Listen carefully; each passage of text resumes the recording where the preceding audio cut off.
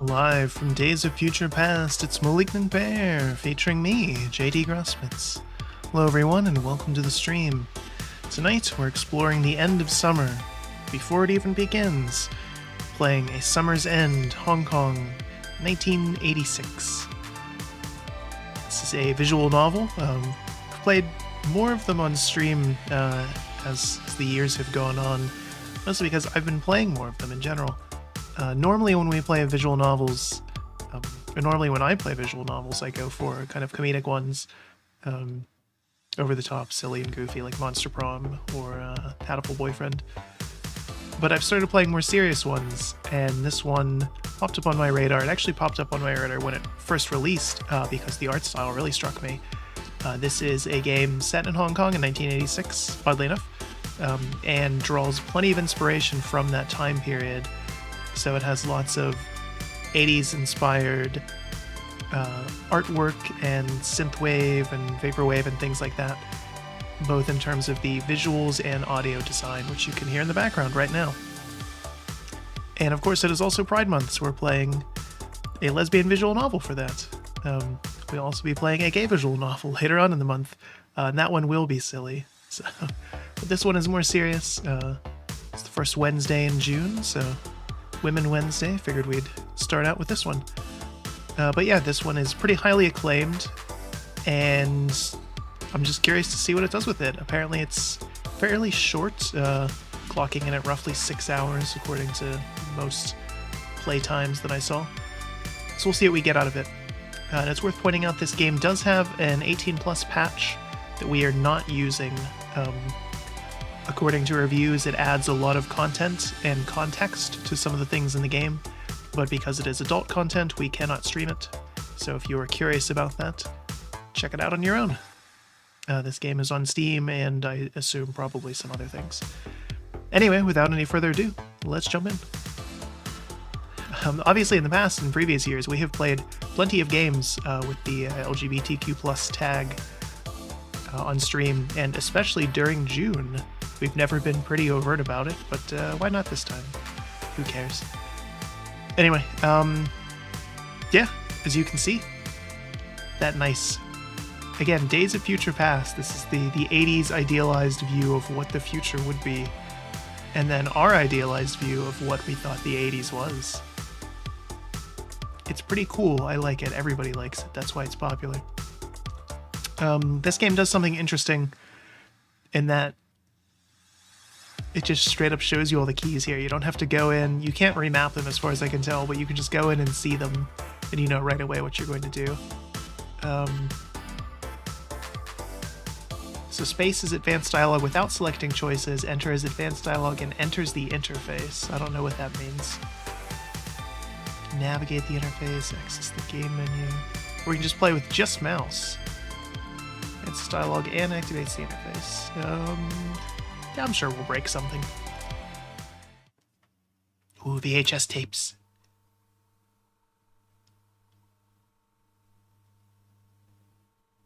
at those scan lines. Think of my life. Let's try spacebar. What I have, what I've accomplished. I think I'm quite content with what it is. I've had a comfortable upbringing thanks to my hard work of my parents. I had a very typical family. Father worked to support the household, my mother was a homemaker. I could say I was a spoiled child. Went to private school. There were toys, clothes, or snacks I could have asked for, my father would have bought it for me. I was a princess. My parents had grown up quite poor after the war. Father was a young man, he came to Hong Kong by himself for the mainland countryside to find work. Lost contact with his family during those tumultuous times after the war and the political upheavals that followed. Father had worked his way up from a man doing odd jobs day and night until he eventually became a successful restaurant owner. Mother came from a large family. She wasn't given the opportunity to complete her schooling. She had quit school at 14 and worked to support the family. She worked many years as a waitress before meeting my father. I suppose the sharp contrast between my upbringing compared to that of my parents was partly their desire to give me a childhood better than theirs. I think it was a good childhood that they gave me, a storybook childhood. When I was in Form 4 of high school, I received tragic news which would change my family forever. I remember it vividly being a bright sunny day in September. I was in good spirits, it was warm and clear outside. Classes had just restarted after summer vacation, and students were chatting away during the lunch hour about what we've done during the summer. I was in mid-recital of a well-rehearsed story about my summer trip to Taiwan. My teacher had asked me to step out. Been a first trip I'd ever made with my family on an airplane, so I was quite excited to share the details of my trip to my classmates. I'd never done anything that would require an interdisciplinary meeting with the principal. So to be singled out like that, my heart dropped. I feared that it was some kind of family emergency. I was worried. Got up from my desk amidst the stares of my classmates, and I followed my teacher out of the room. Found out it had been my mother who was waiting to meet me in the school hallway. She was pale, her perfectly permed hair was frizzy. I knew that something was wrong, but even then she couldn't tell me exactly what happened. It's my teacher who told me I was excused from afternoon classes. I should accompany my mother to meet my father in the hospital. Thinking back, I don't think I ever finished telling my friends about how I made my family walk down from the Rono night market to Ningxiao night market and getting my family lost along the way.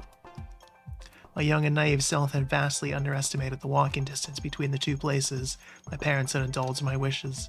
It came a long and languid walk filled with laughter and memorable discoveries, much more than a quick car ride would have ever been. Be a private memory I'll treasure always in my heart. I left the school with my mother. She called for a cab to take us to the hospital. We sat in silence for the entire duration of the car ride. Mother had always been a tight-lipped person, never saying more than necessary. I wanted her to reassure me that everything would be okay. But that would have been asking too much for her. My mother was not an emotionally strong person. It's my father who had been a pillar of support in my family. Such a foreboding feeling in my heart. I remember feeling so nauseous during that car ride. There was so much traffic that day. There was an accident on one of the arterial roads, creating havoc for traffic. It was supposed to be a 10-minute ride, but because of the accident, it became a 60-minute trip.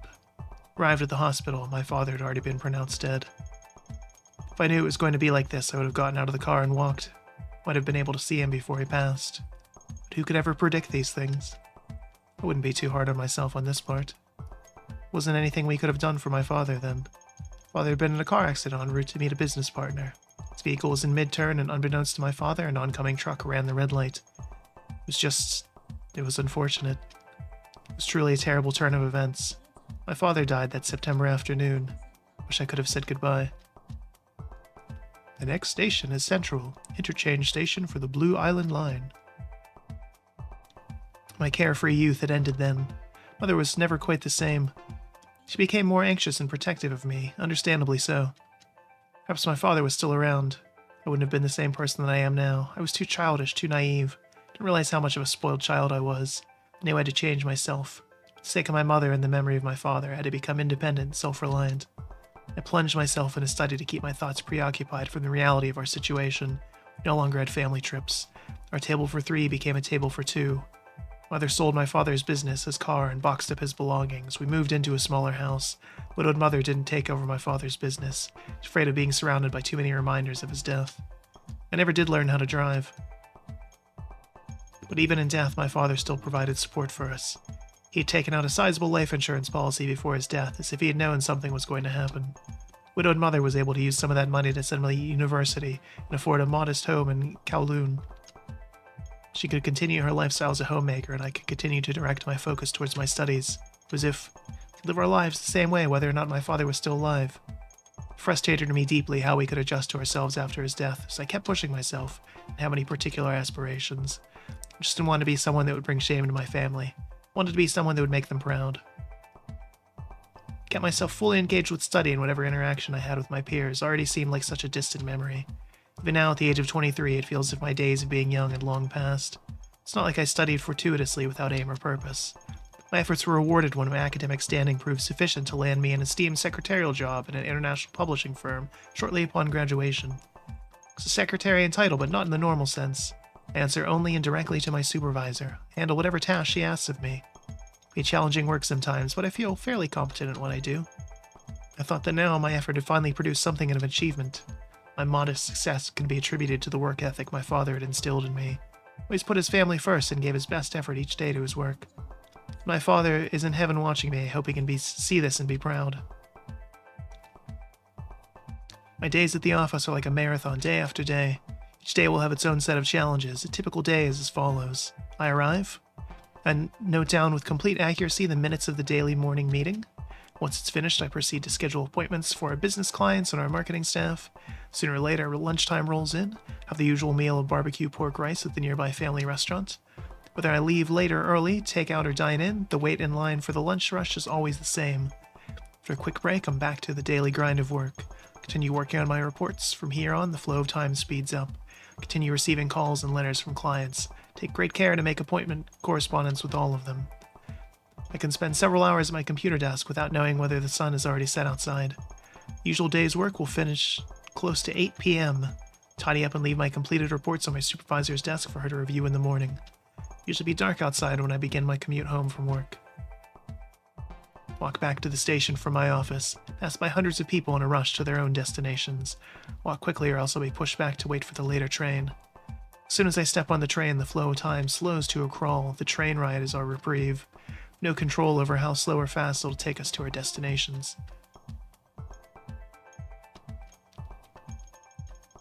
Rest my eyes on the train.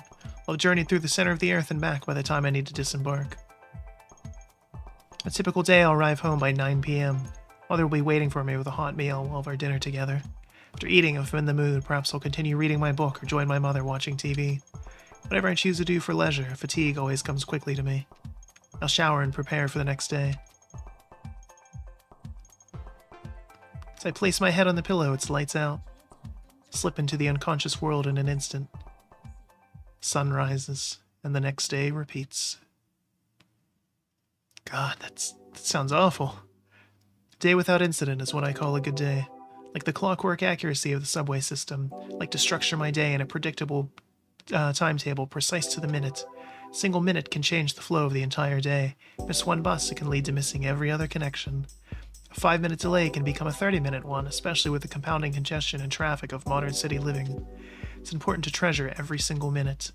Though sometimes, despite your best effort, there are things that occur beyond your own foresight. Today was a day with incident. The usual overhead walkway leading to my office was closed for maintenance. All foot traffic was diverted to other routes. I had to make a quick detour to reach my building. In a hurry, I didn't notice when my heels had caught on the sewer grid, and lo and behold, in a rush to take my next step, the heel had snapped cleanly off my shoe. My beautiful heels. Fiore, new collection. Comfortable to wear and stylishly formal. Cost a month's paycheck, but it was an investment towards success.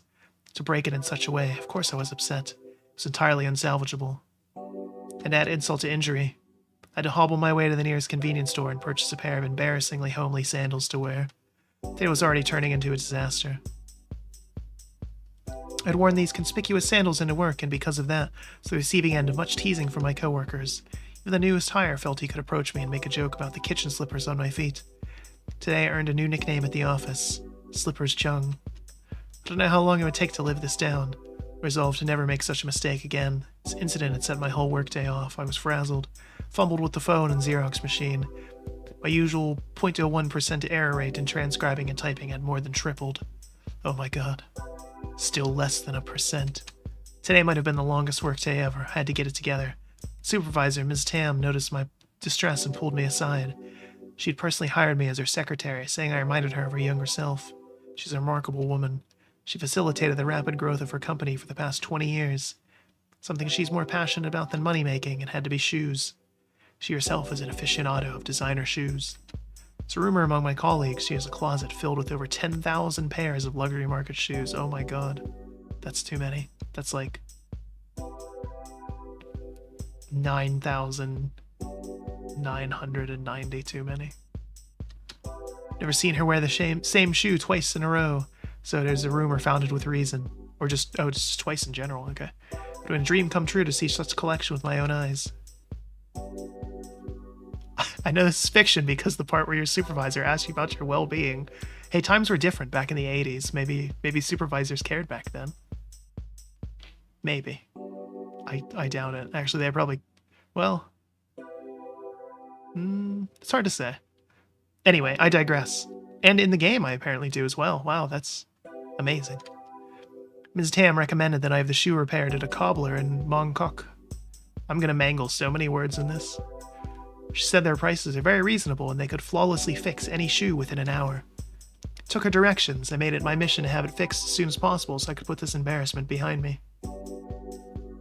Also, I have to say, those computers look a little too small to be 1986. I remember them being much larger. If Ms. Tam recommended the shoe cobbler, he must be no ordinary shoe cobbler. Also, this train is entirely too clean. After what was an embarrassingly long workday on my feet, I made my way to the shoe cobbler in Mongkok. Fortunately for me, it was a busier day than usual on the train. Were they open at 9 p.m.? I had to endure a number of stares from people on the train eyeing my pink slippers. I hurried off the train as soon as I could. Oh my god. Stepped into another crowded place.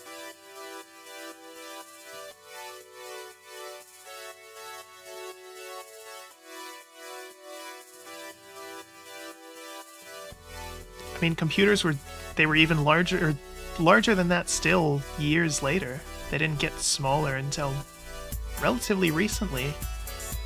So, I don't normally frequent this area as I find navigating its busy crowds and labyrinth of shops and stalls such an ordeal every time I visit. Certainly busy tonight as it always was. The amount of people on the streets, the smells, and the sounds can be overwhelming. I try to find my bearings. Cobbler shouldn't be that far from the station exit according to my supervisor. Looked at the directions they were dictated to me by Mrs. Tam. Take the east exit and walk towards the convenience stores across the street. Continue past the stores and look for a bakery. Go past the bakery and take a left at the cosmetic store. These are terrible directions. Continue down the road until you reach a pharmacy and turn right. Cobbler should be at the next street corner. I'm sure there is exactly only one bakery in this neighborhood and one pharmacy. Look how bright and shiny it is though.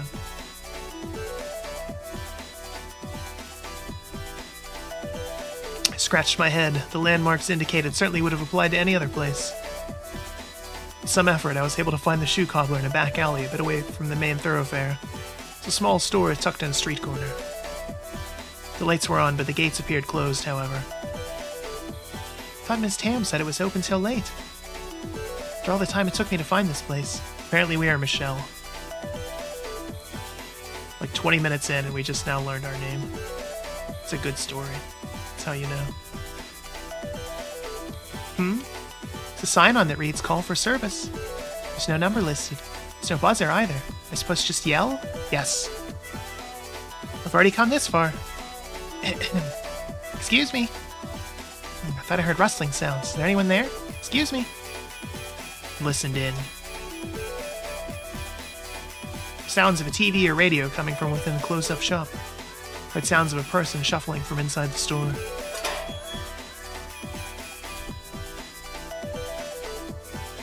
A woman soon appeared out of the closed gate. She had the look of someone who would describe herself as an artist. She also has a Walkman. Amazing. Her permed hair was styled to look intentionally messy. Garish plastic earrings dangled from her ears with impunity, never appearing to get caught in her long hair. She wore a graphic t-shirt under faded jean overalls. I didn't recognize the image on her shirt. Suppose it was the logo of a brand I didn't know. She appeared young enough to be a teenager, though she dressed like a valley girl out of an American movie. Her face was much too lean and her eyes too sharp. She was taller than me, too. Took a good look at her shoes. Her off-white canvas sneakers with a mark on the rubber sole. Began to question Ms. Tam's choice of recommendation. Oh, a customer. Wait just a moment. You the cobbler? Who, me? No. I'm Sam, his daughter. Oh. I'm just watching replays of the World Cup game. Sorry to disturb you. Not at all. What brings you here? Broken shoe, or is it a broken heart? I offer consultations for both. Ooh. Just a little flirty already, okay. Huh? The woman winked at me. I was confused. Was I at the right place? Clearly. I was about to excuse myself when a man came out of the half-open store. He had a reliable look to him. For a second I thought he was holding a fish, and I was like, yeah, we're definitely in the wrong place. Hey, don't scare off my customers. Sorry, young lady. I'm the owner of this store, Mr. Wong. My daughter is quite nosy and likes to talk nonsense. Don't mind her. I see. Dropping those shoes off in your bag to be fixed? Yes, that's right. Broke the heel on this one. Do you think it can be fixed? Ooh, that's a nice shoe. It must have been so expensive. Yes, it'll be a shame to throw it out. Let me see. Oh, it'll be an easy fix. I can make it good as new. I'll have it done in under an hour. Really? I'll leave him with you. Thank you very much. It's my master cobbler father for you. Wang Ka-young, you should go back to your own store already.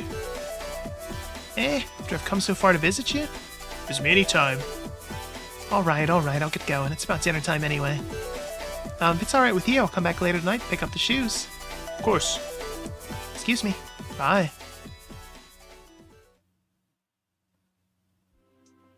Shoe cobbler had quite an odd daughter. I feel like maybe I should give her... just be lazy, and Michelle is just gonna have my voice if she's the main character. And then go higher pitched for Sam, maybe? I don't know. What does she mean by consultation? Well, anyway. Because, yeah, if she's gonna be narrating. Yeah, we'll do that. Getting a blistering 5 FPS right now, according to Steam. Sure didn't mean anything. Probably just had her eccentric sense of humor. Came here to have my shoes fixed. All I can do now is wait. My trust in Mrs. Tam and the cobbler she recommended. What should I do while waiting? Suppose I can look at some of the shops. It's been a while since I've taken my time to look around here. That's right, I could look at the pet stores. There's a few nearby. Glanced at my watch and made mental note of the time. Make my way back to the cobbler in an hour. Afterwards, I'll catch the express bus directly home. Shouldn't take much effort at all to pass an hour waiting here, I thought. It's a street where a few pet stores were next to each other. Looked at a few storefronts, I chuckled to myself. Nothing much has really changed since then. The kittens at the window or display were curled up together in a ball sleeping. How adorable. And the puppies? One chased his own tail around and around in a circle. Another one wagged her tail and barked at me when I made eye contact with her. Very cute. Not much too busy to take care of a pet now. When I was a small child, having a pet seemed like an essential thing for my happiness. I asked my mother and father if I could take home a kitten or puppy whenever we passed by one of these stores. I used to tell my parents it was pitiful to these animals to be caged and put on display like this. Better for their welfare if I could take one home to love and care for. But a pet was the one thing my parents didn't fully indulge me with. Mother would not hear any of it. My father compromised and got me a turtle. I didn't think much favorably towards the turtle. Poor pet turtle. Sorry I didn't treat you with much love. It was my father who cared for you then. Stepped inside one of the stores. The sound of splashing water from my aquarium tanks brought back childhood memories. When I was a small child, my father would hold me in his arms to look at the tanks, to look at the fish. Eyes would light up with wonder at all the colorful fish swimming and darting around in the tank. Walked further into the store.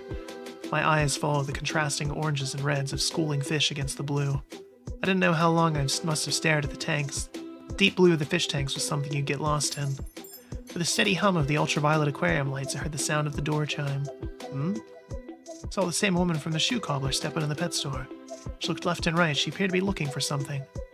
Whatever it wasn't any of my business. I looked the other way. There were goldfish on display. Some had eye sacs that bulged out from their heads. Its features seemed more of an impediment to their swimming ability than something of an aesthetic value. Caught my own reflection in the glass tank. Suppose my swollen eyes weren't that different. Been looking at a computer monitor all day. Should put an iPad on when I get home. Something mustard yellow appeared in front of my eyes. It was the reflection of that woman's earrings against the glass. My eyes instinctively followed her movements. She walked past me. She had the store attendant bag something from one of the tanks in the back. Then holding the bag, she walked over to the fish food section of the store and seemed to contemplate a long time over which fish pellets she should purchase. She had to give each container a hard shake as if the sound of the rattling pellets was a factor to consider in her decision-making. She ended up picking the larger of two. Strange person. I saw her look my way, turn around quickly. Want her to think I was staring.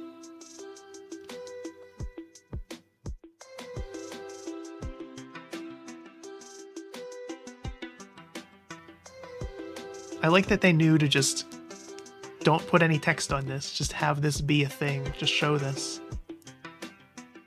Well done. I like the artwork. It apparently is all hand-drawn by the devs or the artist on the dev team or whatever. It's very good. I looked up again. I saw her standing across from me. Our eyes met. There was a moment of pause between us. I didn't know if I should talk to her. It's not like we knew each other. She thought otherwise, and she smiled back as if she had found an old friend. She waved at me, her animated gesture not at all phasing the fish in the tank. Do fish know what waving is? Young lady. She stepped around to stand beside me. Are you buying goldfish? Huh? No, I'm just passing the time while waiting. I see. You're from the shoe cobbler, right? Is something the matter? Oh no, I was just buying fish food. I see. The thought came to me when I saw you and I thought I should ask. It's this place I like nearby. Would you like to get something to eat with me? Huh? Okay. What does that have to do with me? That's fine, but if you're paying, we'll go with the middle option. Us having dinner together? Yes, you're waiting for your shoe and have some time to spare, right? I am, but... I'm sure you're a busy person. No, don't worry. I'm running some errands for my dad, so I have to get back to the cobbler later anyways. She had a bag of something fishy. What pet food had to do with the cobbler, I did not know. I think I know. I was thinking of getting some takeout, but you know, food is always better dining in and shared. Right. You're alone, they always seat you at the big table with other strangers anyways. A stranger too, though. So you don't mind? Would you like to eat together? I don't really want to be a bother, do you? No, I insist. Time we finish eating, your shoes will be ready too. It's a technique for this girl to swindle me. Want something else? That's okay too. There's a lot of food stalls around here. Can show you the good ones. It's fine, you don't have to. Alright, then it's settled. Let's go to the restaurant. Eh? Just like that? She linked my arm with hers and led me to the diner across the road. I tried to decline her politely, but I could not utter strong enough reason to avoid her. It was forward and uncouth of her to push me around like that, but I had to hazard to say anything to her about it. I wanted to get home as quickly as possible without any fuss or hassle. If I have to go along with this, then so be it. Poor shoes are being held hostage by this weird woman. It's led into a small Hong Kong-style diner. It's an unremarkable restaurant. A diner like this could be found in any district around Hong Kong. Sam pulled out a remarkably colorful plastic chair for me. I was going to say, I love those little stools. Hesitantly took my seat. Observed her set her mysterious bag down on the table as if it was normal and everyday thing to do. She handed me a menu that she grabbed from the next table over. Quickly glanced at it. The menu items were typical. I wasn't thinking of eating much. I was more concerned about the bag she brought from the pet store. An outer opaque paper bag shielded her aquatic purchase from the glances of other restaurant patrons. I was bewildered. She treated it like a purchase from a vegetable market, setting it on the table like that. Kept my handbag close to my side. Before I could continue my thoughts, a waitress came over to take our order. Have you decided? Orders you please? Give me a moment. Alright, I'll order first. I'll get the beef brisket with rice noodles. And I'll add a milk tea to that. Oh, and I'll get the chef salad for takeout. That's it for me. I'll order the clubhouse sandwich. Oh my god, how boring. Michelle, you're so boring. Shameful. Anything to drink? That tea is fine, thank you. Eating a sandwich for dinner? It's a place known for their beef brisket. I don't like to eat too much after 9 p.m. If you have too many carbohydrates in the late night, you'll gain weight easily, you know. Was that known in 1986? Had health science gone that far? Eh? Really? Is that true? I eat late every day. Well, maybe not for you. The waitress came back and placed on the table her order of milk tea. Cobbler's daughter proceeded to pour a whole sachet of sugar into the already sugary drink without tasting it first. She stirred the sugar and took a sip. She reached for another sugar packet and was about to tear it open before she stopped herself. Must have made a face unconsciously. I think it's fine as long as you eat in moderation. She ate more, in fact. Want some of my brisket? Huh? No, thank you. I'm not that hungry. Do you work in an office? Those heels you dropped off were really impressive. Yes, I work in a publishing company as a secretary. And oh well. Well, anyone would have figured your suit really gives it away. It's not like being an office lady is something to hide. Absolutely. It's too bad your shoe broke. Sandals right now really don't match your getup. You making fun of me? No, I just think it's really interesting. An office lady wearing bright pink kitchen slippers to work? How refreshingly empowering. Empowering? What do you mean by that? Like someone who commanded the attention of a whole room. It's an accident that I broke my heels on my way to work. Slippers were just a replacement. Please don't try to categorize me as something based on one thing. Well, you still went around town with them. That's gutsy. I would have picked something less conspicuous to wear instead. Really? It's not like I had time to find something else to wear. Alright, let's leave it at that. Say, do you have an aquarium? Huh? Looking at the goldfish earlier. Oh. No, I just like looking at the animals. I see. That's cute. Cute. Can I ask you then? You cat person or dog person? Cat person, for sure. Cat. I see. Why'd you ask? It's nothing really, I just wanted to make light conversation. I see. Do you keep any pets? So you bought fish food. I don't. Fish food is for my dad. Well, not him, but his fish. Oh. How about yourself? Corner of my eye, I saw the bag she had put on the table was about to fall over. I heard a rustling noise. Wasn't sure what was in her bag, but whatever it was alive and trying to escape. She caught it before it fell off the dining table. She placed the bag on the table again, this time tucking it between the container of chili oil and the salt and pepper shakers. No. I see. I've only kept a turtle before. It was more of my father's pet turtle. I didn't really care for it. It's okay. You know, my dad really loves his pet fish. I bought extra food for the fish. Take some for the turtle. She motioned to take the bag for all to see in the restaurant. Wait. Please save it for yourself. I don't have the turtle anymore. Oh, I'm sorry. The poor turtle. I'm not sure what happened to it. It ran away? A turtle? Yeah, they're wily like that. No. We let him go in the pond when my family moved. The public pond? Well, a lot of things happened at that time. We haven't even introduced each other yet. Yeah, that might be important. My family name is Wong. My given name is Kayan. You can call me Sam, though. I have a small video store just around the corner from here. I have to return some videotapes. Oh my god. What are the odds? Oh really? That's interesting. The shop is called Diamond Videos. It's a humble little store, but I have all sorts of movies if you're interested in recommendation. What's your name? Chung. Fong Ha. My English name is Michelle. Michelle Fong Ha Chung. What a powerful name. Please don't say my name so loud like that. It sounds so much like a Peking opera stage name. I wish my mother had given me a more cheerful name like yours. Eh? I think it's a beautiful and graceful name that your mother has given you. When I was in school, there were 5 other Kayans in my class. It was terribly confusing. Really? It must have been troublesome, right? So what made you choose Michelle as your English name? A lot of people I've met picked a name phonetically similar to their Chinese name. Eh? It's my father who suggested that name to me. He said it was from an English song. Thought it sounded nice.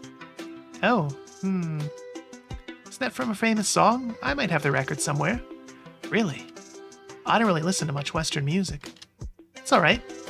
Music do you listen to then? I like artists like Sai Chin and Teresa Tang. I see. So you like Mandarin folk? That's interesting. I can see why you like it. I like singers who express a lot of emotion in their songs.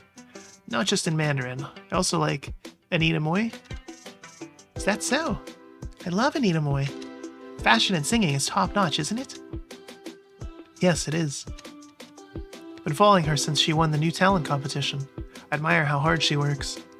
Right? She's an inspirational artist. Do you have a cassette player? I do. Would you like to listen to this mix I got? Oh my god. Swapping mixtapes already? Whoa, we're in. I got Anita Moy and other artists that I like on this. Sam showed me the cassette tape she had in her pocket. A Somi. Of course. They walk me. I feel like do they still make Walkmans? There's no way they do. They probably do.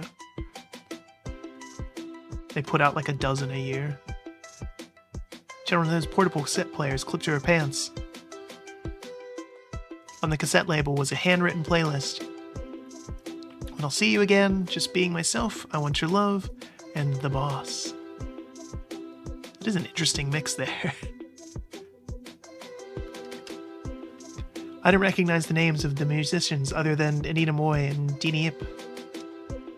I saw she had the names of English artists written down, but I didn't know who they were. Didn't know who Diana Ross was? Michelle, you clearly work too long. It's alright. No, I have a bunch of these. I used to work in a record store some time ago, so I made them when the day was slow. It's fine, you don't need to. Aw. I'll look into it later. Where did your name come from, Sam? Doesn't sound like your Chinese name at all. A friend picked it out for me. When I was younger, I usually worked late tending the record store. The shop my friend had helped manage. At the end of the day, she'll come over to collect the money from the register, and she'll ask me to eat a late dinner with her. She's my senior, so she would just say, "Let's eat dinner." I feel like there's like some translation error there or something. She said it every time she saw me in the evening, that she stopped addressing me by my Chinese name. She just greeted me with that phrase. So one day she got the bright idea of calling me Samantha. We worked at a semi-popular record store then. Sometimes English speakers would come in looking for certain records. Friends said it was better to have an English name, makes it easier for business. That's how the name Samantha struck. I didn't like it at first. In fact, I felt my friend was ridiculing me with that name. I adapted it to Sam. Before I knew it, everyone started calling me by that. I grew to like it.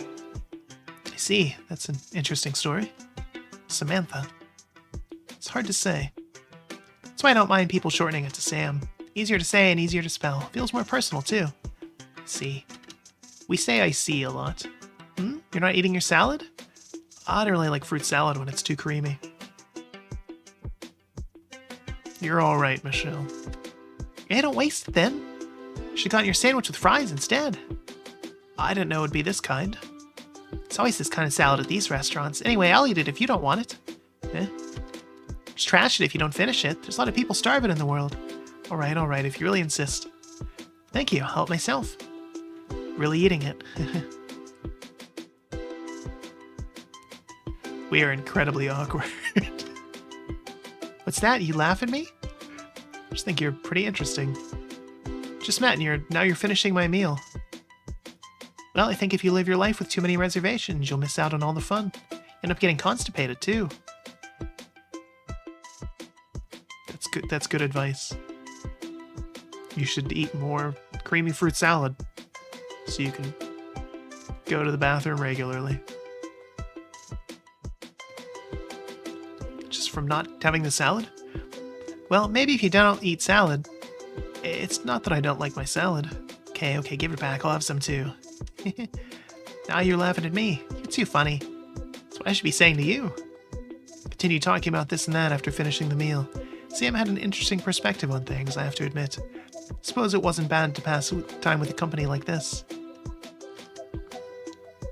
Should we head back? Your shoes should be fixed by now. Oh, already? Okay. Let's get the bill. I already got it. When? You were in the washroom earlier. That's not fair. Here, take this. No, I asked you to dinner and ate most of your food. I had to get takeout for my dad anyway. Still, what'd I say about having no reservations? Alright then, next time is on me, okay? Alright, let's have sukiyaki next time. Sukiyaki? That's not fair. How about conveyor belt sushi then? Huh? You can limit yourself to just one plate. Yeah, I'm just joking. Walked back to the shoe cobbler together. Couldn't bring myself to ask her age. I guess she was a few years older than me. She gave me the air of an older sister. I laughed lightly to myself. Older sister wearing a t-shirt and sneakers? A younger sister wearing a full blazer suit? The thought of it was amusing. Michelle? What's so funny? It's nothing. Shop's the other way. Huh? I remembered wrong. Come here often? No, not really. Follow me this way. It's just a quick walk back. Okay. Here we are. Hey, Dad, we're back. Hey, you girls came back together? The shoes finished? Of course, I finished them a long time ago. It's expected from the Grand Master. Don't call me that.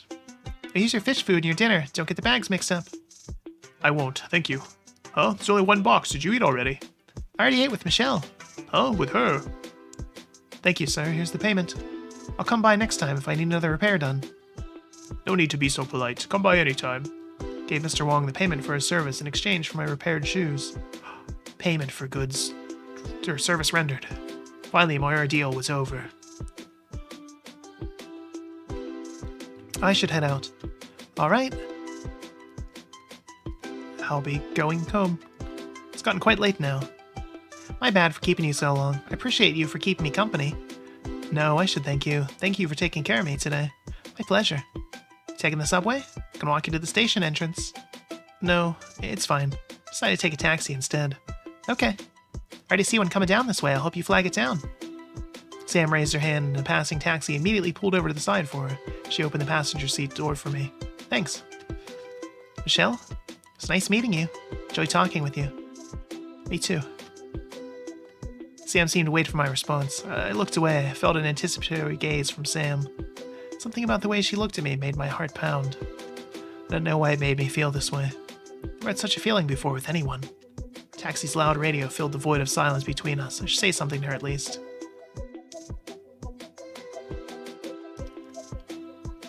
I'll visit your store. We could talk more next time. Michelle? Yes, I'll look forward to it. Sam. I'm gonna say something more, but before I could speak, the taxi driver laid on his horn. So I keep the taxi driver waiting. Hope to see you again sometime. Bye-bye. Got in the car. Sam closed the door, and the taxi sped off into the night. A few turns, the car had left Mongkok. Forgot to say goodbye to her.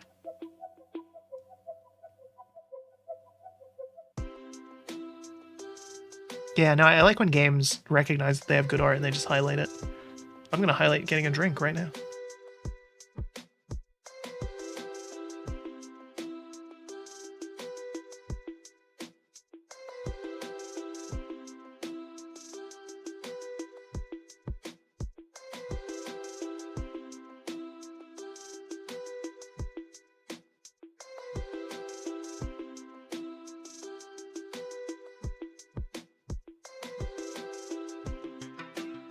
Taken me longer than expected, but I accomplished what I had set out to do today. I opened the bag that I had received from Mr. Wong, examined the shoes. Heel was repaired perfectly, there were no signs of damage to be found. Looked good as new, exactly what Mr. Wong had promised. Been quite a day of mishap, but in the end I couldn't help giggling to myself in the taxi. Funny how things work out sometimes. Sam and Mr. Wong were a peculiar daughter and father pair. Talked so nonchalantly, I thought they were siblings instead. Guess some families were like that. Certainly interesting people, especially that girl, Sam. Sometimes. Inconveniences can lead to memorable moments beyond what we could ever expect.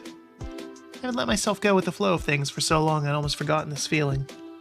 It's nice sometimes. Met someone new tonight. Shoe cobbler's daughter. A video store owner in Mongkok. I wondered if our paths would cross like it did again. Taxi made a turn off the bypass. Be home in a few moments. Put my feet up and indulge myself in a good novel. Feet were just throbbing after a long day of running back and forth from here and there. Took a peek at my shoes again. Was excited to wear them tomorrow. Polished and shiny, they looked even better than before. Building complex came into view. Live in a pretty nice place. My mother didn't mind me coming home a bit later than usual. Returned home quite late. Stepped into my house, the kitchen lights were off. Mother must have eaten dinner by now. I cleaned up and had gone to bed already. Mother? Oh. Saw cooked dishes left out on the dining table. Shouldn't have to leave the food out for me every time. Heard the sound of my mother's bedroom door open. Fong Ha? Mother, I'm home. Mother appeared out of the bedroom with a frown on her face. Why are you home so late? Should have called me, I was worried. I'm sorry. I had broken the heel of my shoe and I went to get it fixed after work. Didn't think it would take as long as it did to get it repaired. Did you eat yet? Yes, I had something while waiting. Remember to call me next time. Well, this food I made for you is cold. You could have, I don't know, wrapped it up or something. Jeez. I'm sorry. Don't be out so late again. If you need to run an errand, have it done during the day. Streets are dangerous for a young woman like you. Yes, Mother. I understand. So tired after waiting up with worry. Pack up the food for me. I'm going to sleep now. Okay, I'm sorry to have made you worry. Mother walked back to her bedroom as quietly as she came, packed up the food she left for me as silently as I could. I'd forgotten about my mother. It's my habit to call her if something came up at work for me to come home late. If I forgot to let her know, she would wait up all night worrying about me. It's my fault to have provoked such a feeling. Seeing her leave a meal out for me on the kitchen table made my heart swell with guilt. For energy I had earlier had all but left me now. I was wrung out. Should finish cleaning the dishes and wash up. Another day at work tomorrow. That girl, Sam. Must be nice to be so carefree like that. Not sure what Mr. Wong had done, whether it was his sheer craftsmanship or it was by some occult power. All I knew is that he'd done transformative work on my shoes. Heels are even more comfortable to wear compared to before. Wondered if he had adjusted the heel length on them. Felt taller and more confident with every step I took. My calf looked more slender and shapely wearing them. Perhaps next time I'll try wearing them without pantyhose. What a time-honored skill Mr. Wong must possess. I'm sure many people will rely on his services for years and years to come. Wish I could write a review for him. You totally can. In 30 years, you can go on Yelp or Google Maps. Certainly deserves the praise. Today was just flying by. My commute to work was smooth. I was even able to get a seat on the subway on my way to work. Suppose for every bad day, a good day will come to make up for it. There's a lull in the day. I went for a sit-in lunch. Usual restaurant. Had hardly a queue to get inside.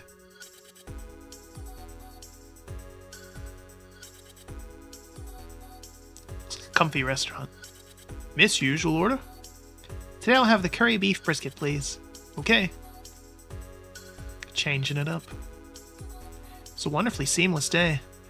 I was thinking I could leave work early. Hey!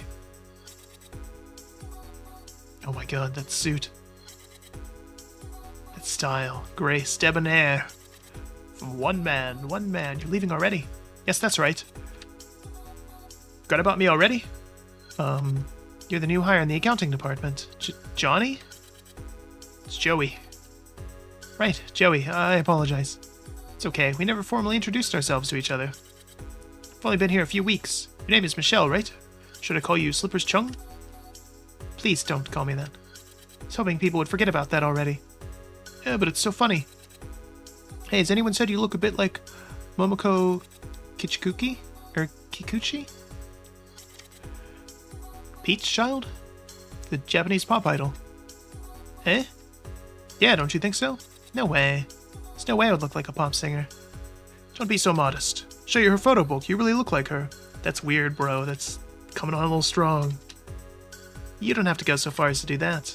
What is it? Didn't see you wearing those slippers today. You got your shoes fixed. Oh, don't tease me about it anymore. And the supervisor was heckling me about it this morning. It's a great story, though. Do you think it adds more to your character? Character? We've developed stats. First saw you, I thought you were like a boss character. Boss character? Ms. Tam is our boss. Not that kind of boss. And to say you seemed like hard to approach at first. For you to come into work in slippers like that, it's like, oh, a weakness. Meant it as a compliment. I don't quite understand, but I appreciate your compliment. Yeah. You're heading home now? Yes, it's just about to go. Oh, me too. You take the Shunwan line, right? I'll go with you. That's creepy, bro. Okay, then. This little noodle house that just opened. Heard from some of my friends it's pretty good. Do you want to try it with me? It's really... Next station is Mongkok. Doors will open to your right. Train had been slowing down to stop at the next station. So I was about to answer. I was pushed by the other commuters looking to get off at the stop. You okay, Michelle? Gonna be like water and evade other people on the train. Yes, got distracted. About that noodle place. I'm sorry, I have to get off here. Doing a few more stops. I had something I need to pick up. Next time, okay? Oh, okay. It's not a big deal. It's always next time. See you tomorrow. Alright, see you tomorrow. Not sure why I made up an excuse to get away from him. But I've heard Joey's a good, respectable guy. Heard from other co-workers he had studied abroad and only recently returned to Hong Kong upon completing his graduate studies. I'm sure there's a lot I could talk to him about, and yet, here I am. It's back in the same district where I had my shoes fixed the other day. Perhaps even yesterday. Take my time to look around. I feel like it was yesterday. Be awkward if I get back on the train and run into Joey by accident at the next stop. It's already here, I could take a look around the shops a bit. Didn't have a chance to really browse the shops because of that girl, Sam, the other day. Now I think about it, she didn't mention she had a shop around here? It shouldn't be too far of a walk. It's so vibrant. Video store. Video store. No expectations to actually come across the video store of that girl I had met. Besides the street-level storefronts, there were a multitude of stores located within shopping arcades, and as well as many outdoor markets that were scattered across the whole neighborhood district. Sam had only vaguely mentioned the location of her store. To find such a specific store without a specific address, I might as well have searched for a needle in a haystack. Did she even want me to find it? She'd have given me a business card if she did. Diamond Videos? What kind of store name was that? Diamond would be more suitable for something a little more valuable than video cassettes. I giggled to myself. At this rate, perhaps it might just be a diamond in the rough if I could find it. Didn't put too much hope in it, though. Walked through a whole shopping arcade and I've yet to come across her store. Nonetheless, I kept walking. I was testing out my shoes. Feet carried me forward without effort. Shoes felt comfortable and light. Satisfying to hear the sound of the heel hitting the pavement. Passed by a few electronic stores. I saw from the window they had an assortment of televisions and stereo devices for sale. Not see any stores having home videos. My father would have known better than me where to find a store like this. If he was alive, I'm sure he would still be coming to this neighborhood to regularly look at the stereo devices on display. I always liked to tinker with his sound system. In the past, I would have asked him to bring me along on his free weekends. He would take a look at the new records in the shop nearby. Mother would also come to look for Chinese operas. It was many years ago. Things changed fast around here. I can hardly recognize any of the stores now. Walked a few blocks and reached the end of the street. Looked left and right, it seems there weren't a lot of stores ahead. I looked up, there's a strobing neon sign above me. It might just be... video? Adult video. Craned my head to do a double take. Saw there was a massage parlor in the unit above. A CD movie theater was in the building beside it. My left eye twitched. Looking at a computer monitor all day. What I should do is kick back at home with a cool compress over my eye. Forgot to do that the other night. Heat of the buildings and all these people on the streets meant the night air was humid and dense. Felt a bit uncomfortable, like there was something heavy wrapping itself around me. Continued down the street corner and entered the grittier part of Portland Street. Should I try another street? Peered ahead and saw a street sign asking office ladies to be wary of pickpockets. Huh. Perhaps not.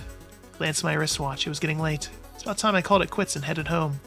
Clicked my heels together 3 times and chuckled to myself. There's no place like home. Just turning around, I felt the shadow of someone walk past me. The person walked directly behind me. It wasn't anything, but it felt suspicious.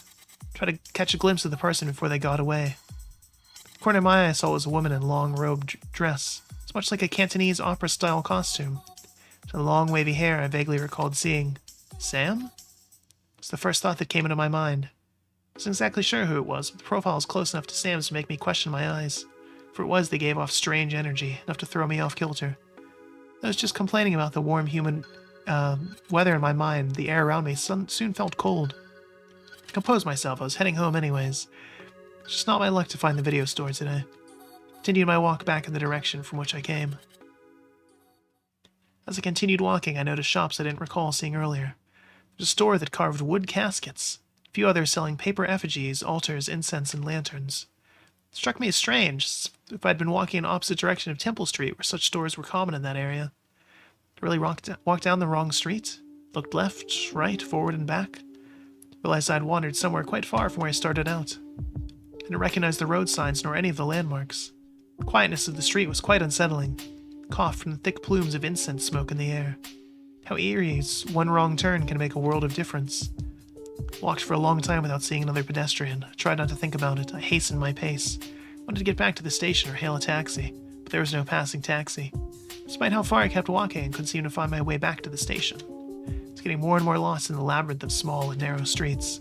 I crossed the next street and felt something wet drip on my head. It was a water droplet. It wasn't underneath a rain cloud, nor was it underneath hanging laundry or an air conditioner.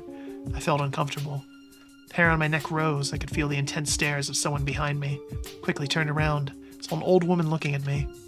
Seated on a small stool in the street corner, her eyes were sunken deep with age. She wore a black traditional dress robe and combed her hair in a bun. Her dress hid most of her body. I could see she was still quite a small person, though. Her back was bent forwards with scoliosis, making her appear even smaller. Lotus flowers were placed on a mat beside her. She appeared to be selling them. She didn't appear to be someone dangerous. Rather, she seemed to me like a gentle and lonely old woman who lived a lifetime of honest but hard labor. A coin for a flower seemed a small pittance, but it could make a meal for her. Reached for my coin purse. Young lady, haven't you realized that there's another path? Sometimes the road won't appear until you take the first step towards it. Huh? I looked up. Somehow the old lady merchant had disappeared right before my eyes. The street corner where I thought she sat had no one. Behind it was just an empty alleyway. I stood dumbfounded. There's not a trace of her. No stool, no mat, not even a lotus petal was left behind. I'm starting to feel quite frightened. Where'd she go? I've been seeing and hearing things this whole time? I suppose this is what I got for walking alone in an unfamiliar place. Approached the alley. I had to get a closer look. Perhaps it was just my eyes playing tricks on me. My heart started racing as I cautiously approached the alley. And I peered in, thinking, praying that it wasn't a malicious ploy by someone out to get me. Rest assured, there was not a soul. I suppose the old lady packed up her things and left. Looked through the alley again. Saw in the distance a familiar blinking sign. It's like I cut through the alley to where I was earlier. Took my chances. I didn't think too much. Dark alley has its dangers, but at this moment I was more afraid of being stuck in some unfamiliar place. I hated the feeling of being lost. Hightailed it through the alley. As soon as I stepped out of it, felt the air pressure immediately change. The street was bustling with human activity. It was warm and humid. Didn't mind it as much this time. It's comforting to hear the sounds and chatter of people going about their business. It's back to where I started, before everything strange started happening. Ironically enough, it was the blinking adult video sign that signaled me back to this place. I was about to head out, this time in the correct direction. I heard the muffled sounds of someone calling my name. Michelle? Where was it coming from? Michelle! Heard my name being called out again. Across the street and saw her standing outside a store. It was Sam. So the door opened and gestured for me to come inside. It's a tiny and dimly lit sandwich shop between what looked like questionable establishments. I'd noticed her store even though I'd walked past it earlier. Eyes weren't fooling me this time, right? Across the street. It was indeed Sam. Smile, her gestures, it was without a doubt Sam. A little unnerved by what had happened earlier, I felt much more at ease to see a friendly face. Sam's excitement to see me was earnest. Put behind me this strange sequence of events. It'll be a later date when I have to recall the words of the old lady. Sam welcomed me into the store. It's a video store exactly as she had described.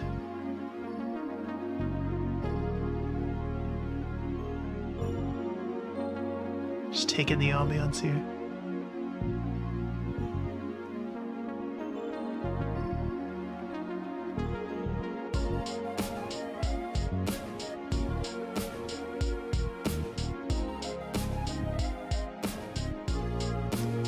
The store wasn't too big. Counter was small. She had a seat for a folding, or she had for a seat a folding chair and a stool that also appeared to double as a dining table in times of need. The store was stacked floor to ceiling with shelves and boxes of videotapes and laser discs. Ooh, good old laser discs. A small TV was plugged in near where she sat. Had a video of black and white film playing. It's an interesting outfit. Hey, Michelle. We'll never experience a Japanese video store in the 80s. This is a Hong Kong video store in the 80s. So we will definitely never experience it. But yeah. Just think of the vibes. We should build a time machine so we can experience a Japanese video store in the 80s. Amazing. It only has one use, and that's what we're going to use it for. I saw you walking outside earlier. You alright? You look a little dazed. Missed the exposition. It's literally the title of the game.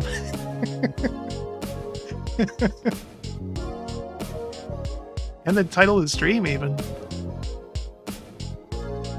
But yeah. They drew heavy inspiration from 80s Japan, though, in making this game. So they set it in Hong Kong, but there's lots of very clear city pop, both in terms of like audio and visual. So I'm fine. Didn't expect to see you again so soon. Bro, I don't read. That's why you're watching someone else play a visual novel. Is there something you were looking for today? Were you looking for me?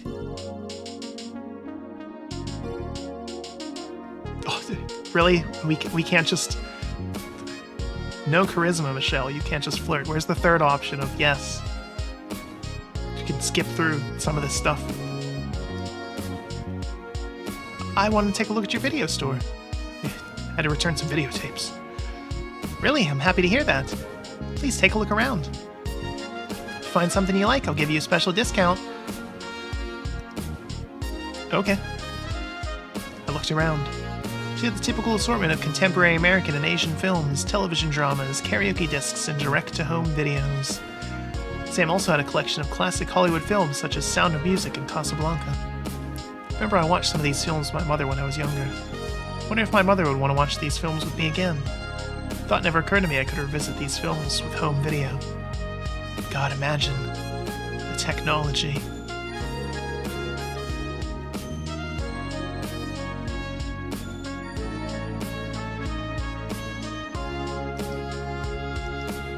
Felt Sam's eyes on me. Acted as if she was flipping through her ledger, but she was definitely looking at me. She had a slight grin on the corner of her lips. I didn't like being stared at. Picked up a tape off the shelf and read the back cover. Didn't have any particular movie I wanted to watch, but I didn't want Sam to think I came to her store just to loiter. Home video. That's a phrase haven't heard that phrase in a long time. What a concept, though. Mind-blowing, world-changing. I remember having to wait months, if not years sometimes, like a full calendar year or two, between when a film would be in theaters and then when it would come out on video. And sometimes like it would have a limited release on video, and that was horrible. And like an actual limited release, not even like, just, artificial scarcity like Nintendo does. Like they just couldn't make enough of them. Wild times. I wasn't much of a moviegoer. Last time I watched a movie in theaters must have been 2 years ago. Preferred instead to read a book from the comfort of my home. Liked being able to follow along with something at my own pace. It's not that I disliked movies, but to be able to feel something, anything, out of my own thoughts and volition. Michelle, are you okay? Wow, that is a... You good? It's a deep sentence there just to kind of throw out there. Like, look at these videotapes. I just want to feel. I just want to feel. Damn. I don't like being forced to feel a certain way because of some graphic image on screen. I wonder what the film that made Sam get into I wondered about what film that made Sam get into this kind of business. I swear to God, I can read. Put the tape back down. Sam was still looking my way. It seemed like she was waiting for me to ask her something. Pretended not to notice. You get her pager number. Continued browsing. Saw that Sam kept a special selection of films in the corner of the store. Guessing by the language of the cover, some looked like they were directly imported from their source country.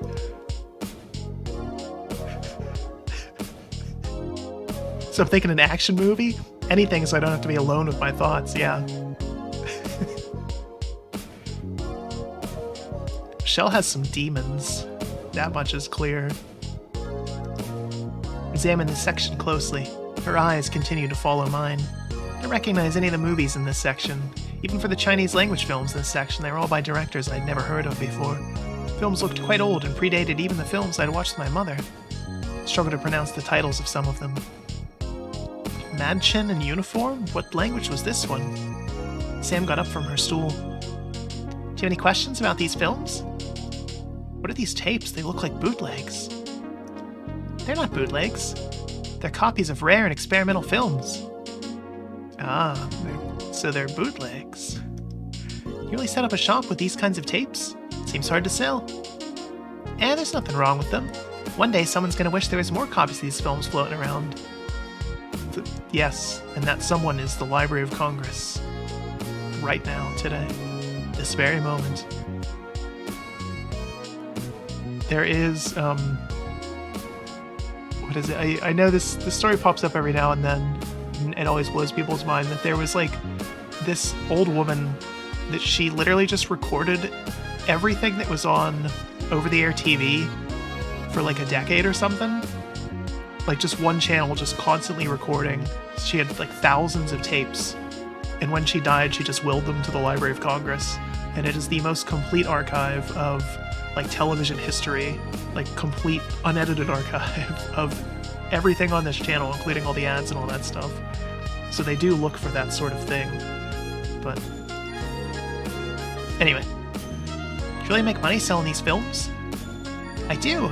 Special interest. Release ain't free, you gotta find a way to reach out to every kind of client. Well, I have my loyal customers. Certain movies really do help pad out the sales. What's that? It's nothing. Would there be societal utility in blowing your one-time use time machine on going to a Hong Kong video store in the 80s? Yes. So yeah, if we were to go back in time and we could get some of these things, then we could take them forward in time and give them to a museum.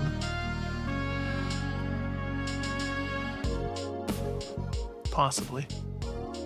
Depends on how experimental and bootleg these films are. Would you like to look at anything else? Do you have any Chinese classics? Get something from my mother, of course. Can I stay in business if I don't? Any particular one you think she'll like? I'm not sure. My mother really liked the movie The Dream of the Red Chamber. Which version did she like? Provenance Time Machine. Yeah. Yeah, the metadata for that would look pretty wacky, and any catalog holding. How'd you come across this? Oh, it's just a time machine, you know. Think the one with Bridget Lin? She a fan of Bridget Lin? I have a lot of her other movies. No, not really. I don't think she particularly likes her movies. And she's the biggest superstar of Taiwan and Hong Kong. Mother isn't up to date with celebrity trends. She was and always will be a fan of Yam Kim Fai. She loves Cantonese opera. Perhaps she might like a recording of one of her films. Oh! Yam is quite the popular figure, isn't she? My mother was a fan too. She watched The Purple Hairpin? Definitely. I'm sure she'll watch it again though. I'll get a copy. Okay. This version of it's good. The sound is in stereo quality. Ooh. There used to be this thing called mono. A lot of stuff was in mono and it sucked. Thanks. How about for yourself? Is there anything that you're looking for? Just name it and I can find it for you.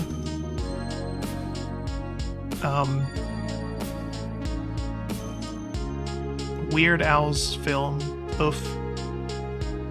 Do you have that? I don't have a particular one I'm looking for right now. What kind of movies do you like?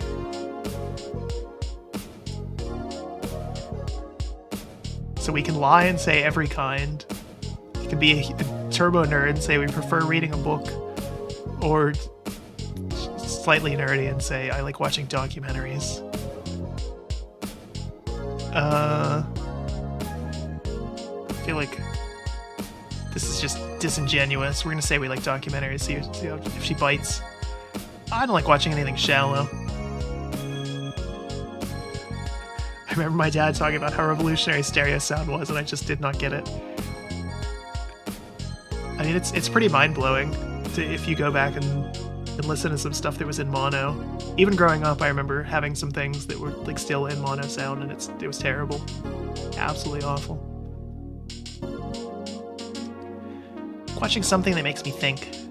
Is that so? Well, you're in luck. A selection of documentaries, too. Oh my god. What kind of movies do you like, Sam? What made you want to run a video store? As long as I can remember, I've been watching movies. I like every kind of film. Comedy, action, romance, drama, I can watch anything. What I like about film is watching the actors and actresses bring the story to life. Along with the film sets, the cinematography, the sound direction, sometimes it all comes together to create a picture so vivid and beautiful, it leaves a lasting impression on me. The films I like to watch are ones I'll never forget. I just want to go back and watch them so you can think about them again. That's what makes home movies so wonderful to me. I should make a video game about home movies, a TV show. Contextualize why Beatles albums have entire instruments hard panned to one ear because it was a hot new thing. Yeah. Yeah, no, it's... Yeah. I know you can buy, like, stereo versions of older albums and stuff, and it's really crazy hearing the difference between like the original recording where it was like faked stereo and then a remaster where they like actually found, you know, or like, you know, made it real stereo somehow. Like there's a difference, and it's neat. Being able to like hear the sound and, you know, from different directions and everything where it is. I'm making gestures with my hands like you can see them, but my heart ached at hearing Sam's words. Wait, what did she say?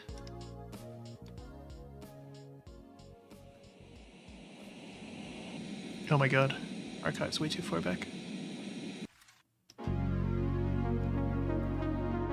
Oh, okay, well, yeah, that's... Ah! You seen this movie? Sam pointed to her tiny television screen. It was a black and white Chinese silent film. It was made quite before my time. I didn't recognize any of the actors. No, what is it?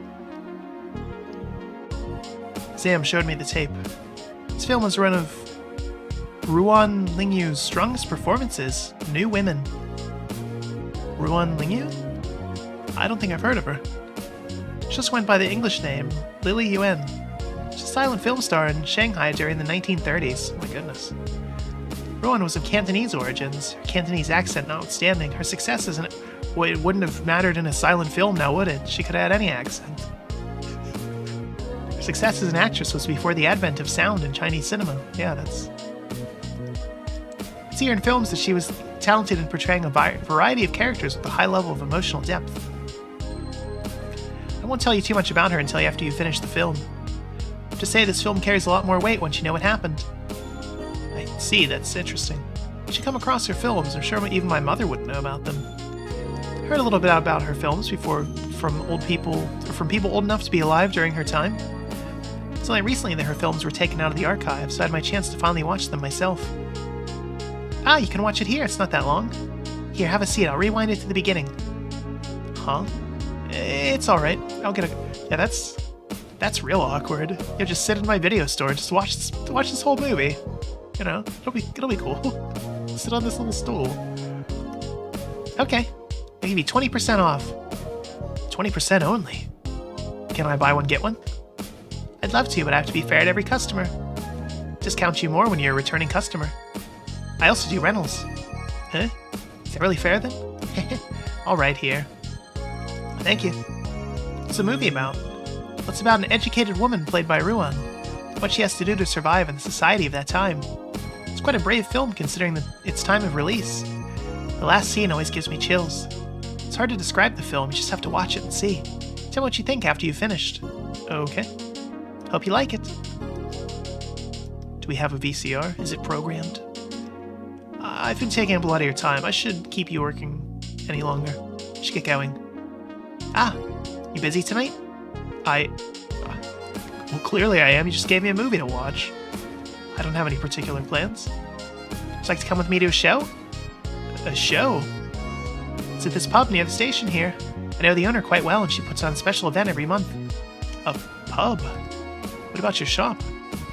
It's okay, I'll just lock it up. It's about time I close up anyways. Sign outside your door says you still have half an hour till closing. It's about time.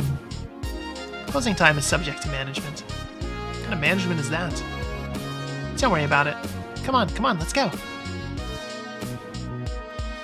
She ushered me out of her shop and quickly shuttered the gates. Could try watching the movie she recommended, but I didn't really like the idea of going along with her to a pub. I was about to protest had not the venue been in the direction of the subway station. I figured to go along with her for a bit and then excuse myself later. We had a nice conversation. She seemed cheerful. I want to dampen her mood. Sam walked next to me, humming an upbeat song. Are you supposed to call your mother and tell her you're going to be late? She had on a ritzy outfit today. I didn't notice it at first when she was sitting behind her shop counter. It was quite outstanding. Sam wore a hibiscus red blouse, a fitted skirt, and paired these items with pointed toe heels. A strange shopkeeper. Never seen anyone tend a store dressed like that. She's putting on her office lady outfit. I was dressed in my usual office attire, formal, neat, clean.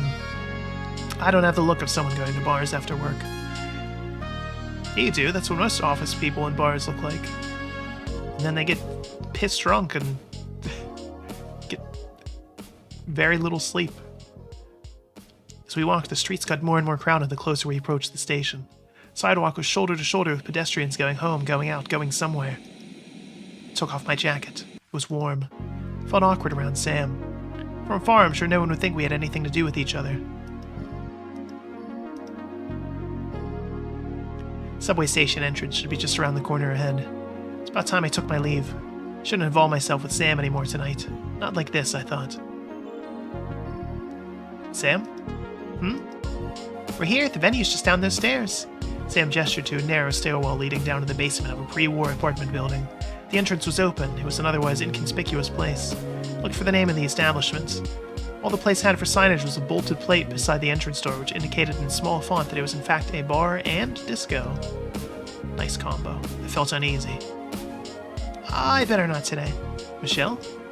I have to get going. Oh. I have some things I have to take. I have to return some videotapes. Aw, that's too bad. I'm sorry. No worries, there's always the next time. She feel disappointed? Sam, walk you to the station. That's alright. Hope you have a good night. I'm going to head out now. A woman in ostentatious green power suit suddenly appeared before us. Yes. What's this music? This beat? She put her arm around Sam's waist. She seemed well acquainted with Sam. Samantha, what are you doing just standing out here? Hurry up and get in. Huh? What are you doing out here, Cecilia? Huh? You see me working? Be my own planner, promoter, security?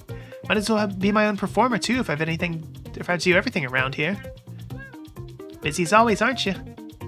Always. Saw you loitering outside. How rude, blocking my entrance like that. That jacket. That's basically the jacket that the other model, one of the other models we use, wears. It's amazing. It's very glamorous. Let's get inside already. Make my place look lively. Sorry. Huh? Who's this? Brought someone this time? Eh, don't tell me this is... Cecilia, this is Michelle. Michelle, Cecilia. Eh? Well, aren't you something? I'm sorry, I'm actually leaving. Hey. Ms. Wong, didn't you tell her it's ladies' night? There's no cover charge. That's not it. I have to catch the train. What? Where'd you find this girl? She's so cold. Come in and sit for a bit, okay? Relax. You're much too stressed from work. Drink something to warm yourself up.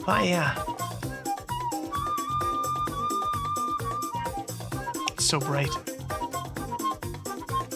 Celia proceeded to put her arm around my shoulder and walk me down into the bar.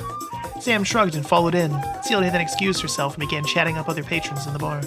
Seemed like a busybody. The bar was named Ruby. You can tell by the way that it is, with the sign there and everything. I figured from the neon pink sign that was lit on the wall. Damn it. It's a weathered-looking bar that appeared as if it had gone through several aesthetic transformations throughout the years. Like the palm trees, very 80s. Furniture was mismatched and the paint job was uneven and chipped in some corners. If I had to describe what its decor was like to a magazine publicist, I'd say that it was a valiant attempt at combining cosmopolitan posh and tropical boathouse. Yeah, oh yeah. Neon lights colored the pink plumes of cigarette smoke in the air. Loungy funk music played from a sound system that is reminiscent of one of my elementary school had in the gymnasium. Oh. The bass was terribly loud and made an awful buzzing and crackling sound. Regardless of what I thought of the bar's visual and sound aesthetics, people seemed to have a good time. They weren't shaking their heads at the music, they were mingling around the tables with drinks in hand. Surveyed the room, I thought Sam's bare legs were too risque. Compared to everyone else here, she was considered modestly dressed. People wore flashy outfits, they were outrageously over the top. Women dressed like men and others who dressed like circus performers. There's a sentence. It's like a British fashion show. Those darn Brits. Oh boy. It's the only person dressed in office attire, but I certainly felt out of place here. Sam suggested we sit at the bar. I sat down in the seat at the end of the counter. Sam took the seat next to me, first exchanging greetings with the bartender before sitting down on the high stool. Every time Sam crossed her legs, I noticed her skirt would inch dangerously higher. This was not good. Did Sam not notice this? Mother would have chastised me over such unladylike dress and behavior. I suppose Sam wasn't someone I should consider exactly feminine. A lady wouldn't go to a pub on her own, and a lady certainly wouldn't be on a first-name basis with a bartender.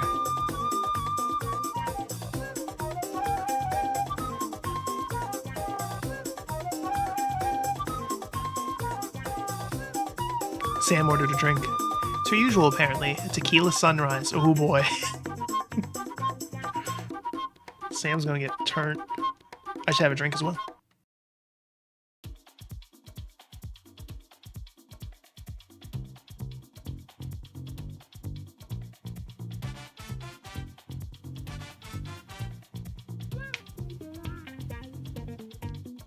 Sam asked if I wanted to have the same drink with her, but I refused. I asked for a glass of water instead. God, we're lame. I didn't want to drink tonight. It was a weeknight. I had my own sense of pride. I wanted to do things on my own terms, not just to please someone else. Bartender made a strange look to Sam. Sam carried on with her smiles. I couldn't read Sam's thoughts, but I tried not to think about it. Sam tapped her fingers to the beat of the music. She noted to me the names of the songs that played. I nodded along. It was something outside my knowledge. I noticed Sam wasn't someone in need of company. Several people came over and gave their regards to her. Sam appeared to be popular here. One woman took a seat next to Sam. She wore a normal, broad-shouldered office suit. However, the fitting was several sizes too large for her small frame. She kept her hair short, much like a boy's cut, and wore sunglasses indoors. Is she wearing a zoot suit? It's a strange pub. Disproportionate number of women versus men. Guess that's what Cecilia meant by ladies' night. I don't think that's what she meant. The strange woman continued talking to Sam. Their conversation wasn't something I could easily join. Her way of talking was obtuse. There are lots of expressions in colloquial speech I could not understand. I turned away and looked at the empty stage. I wonder what kind of musical performances would it be tonight. I doubted it would suit my taste. It's gonna be a glam rock band. It's gonna be Malignant Bear. Live from Hong Kong in the past. In the past. Not in the future. Maybe in the future. Maybe we'll get booked again. 35 years later. No, more than that. Oh god. Felt a hand on my leg. Sam's. Placed her hand lightly on my knee. Sam looked at me with a concerned face. The suit-wearing woman excused herself and left to join another table. Are you alright, Michelle? I'm fine. I haven't been here for a while, so some old friends came by to say hello. I didn't mean to ignore you. That's fine. You can talk to whoever you want. Michelle? I'm sorry about earlier. Cecilia can be forceful sometimes. No, I get it. She reminds me of my boss. Really? You know, Cecilia used to be my boss at one point. I could never catch a break. Vicious women are like that. What's that? What business did you have with her? Eh? It's not anything like that. She's like a big sister to me. Huh? Big sister? Yeah, someone who takes care and invites you out to the meal together, that's all. I mean about your work. Oh! Yes. Some years ago, a relative of hers owned a record store, so I helped them manage it at the time. So, we're only, like, 23, right? So how much older can Sam be? Celia acted as if she owned the place, though, and treated herself as my boss. Let me tell you, she was fierce. She'd be upset with me if I couldn't name all the songs off the Billboard charts. She'd give me hell if the books were off by even 1 cent. And that's how you get audited. Oh, you mentioned that before. So that was who you were talking about. Yes, that's right. Looking back, it was a fun stint. I learned a lot then. When the owner decided to close down the record store, Cecilia swooped in and asked me if I wanted to lease the newly freed space from her. Didn't know anything about owning a store then. I really had a tough start. I was able to turn things around with all the people helping me. Wouldn't be where I am without them. I see. Well, I'm glad it worked out for you.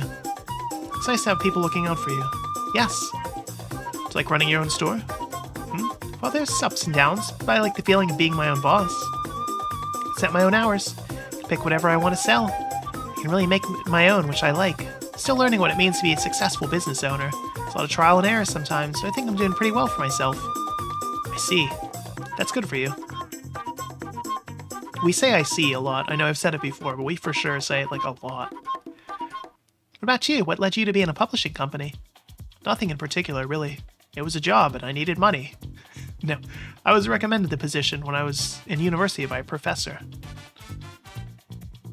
What an odd recommendation. Yeah, you're not going to make anything in your life. You should be a secretary somewhere. Got the job, and I've been there ever since. I've only been working for about a year, though. Ah, is that so? Do you enjoy your work? Work is work. I can't say I enjoy it, but it is what it is. I see. There's an awkward lull in our conversation.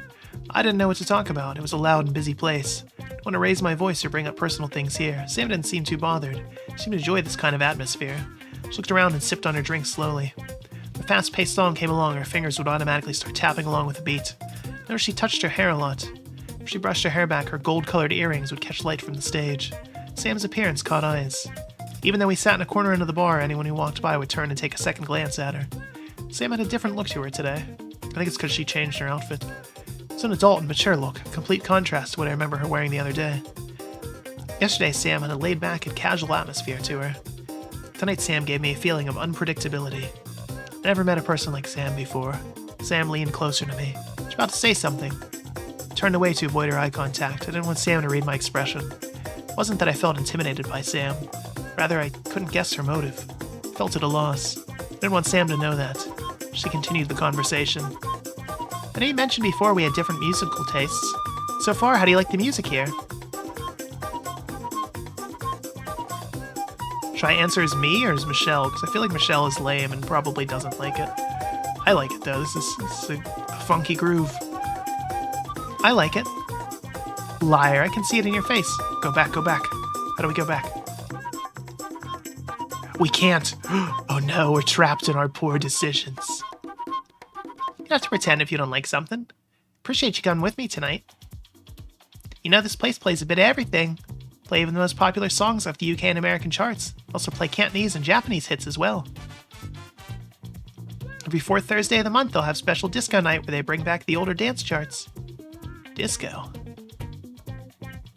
Sam was about to answer. Cecilia came in and gave a hard smack to my back before taking a seat next to Sam.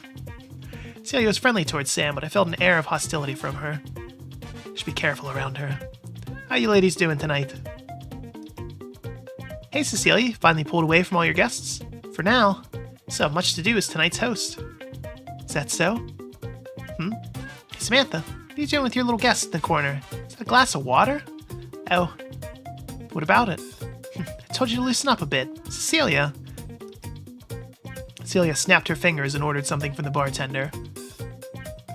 Here, have a fun drink for you. Tequila sunrise on the house. I was gonna lose it if it was a white wine spritzer. Just completely lost it. I would have ended the stream right then and there. Take a white wine spritzer. If you're not a cocktail girl, glass of my finest champagne. I had it uncorked just for you. Champagne. Cecilia, stop. That's enough. Huh? Why not? She doesn't want it. Don't force her. Trying to show her a good time. Don't you see her moping in a corner with a glass of water? Come on, cheer up. Not moping. Okay, why don't you have a drink with me? Don't be rude to your host. Which one will you pick? Pound them both down. Go with the tequila sunrise. Oh, you picked this one, huh? Took the fruity drink from Cecilia and tried to down it. It had sweet flavor, but the underlying alcohol taste was sharp in my mouth. I couldn't drink it all at once. I knew it was playing in her hands, but I'd rather not lose faith. I didn't understand why Cecilia had to push me around like this. She's wearing the jacket.